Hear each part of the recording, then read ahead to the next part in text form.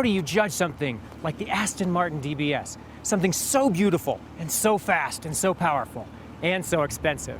Well, join me as we try to figure it out together.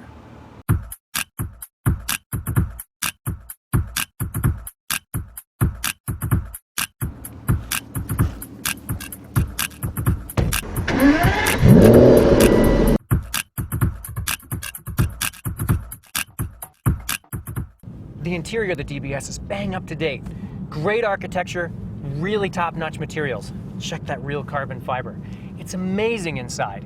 The driving position is spot on, and the seats combine really good lateral support for when you're on it with around-town comfort.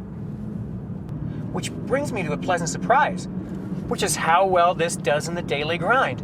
It's got a really nice ride, courtesy of the bespoke Bilstein 2-setting dampers, which combine really tight body control with an around-town suppleness that's essential if you're actually going to use the car day to day.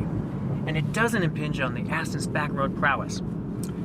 It's flat, and it's hooked up, and it's a little bit benign with an understeering stance, which is helpful in something this expensive. But as you gain confidence, the mobility of the rear end comes to the fore. Helping here is the 2-stage stability control. Even in its most aggressive setting, it still allows for a little bit of fun.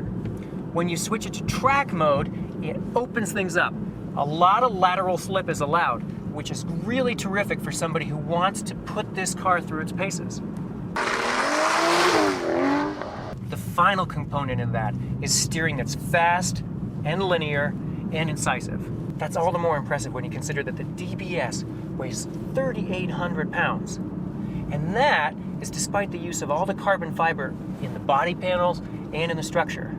It does, however, weigh 200 pounds less than the DB9, with which it shares its architecture. That mass sure doesn't seem to hurt it at the test track. It still rips off 0 to 60 in 4.3 seconds, does a mid-12s quarter mile, and tops out at 191. Credit for that's gotta go to the amazing engine that powers the DBS. It's a V12, 6 liters, 510 horsepower, which is 60 more than the DB9's engine. It uses a lot of careful work honing the intake system and the cylinder heads to produce that kind of specific output. And along with the sound it makes, it's one of the most turbine-smooth, glorious engines I've ever driven behind.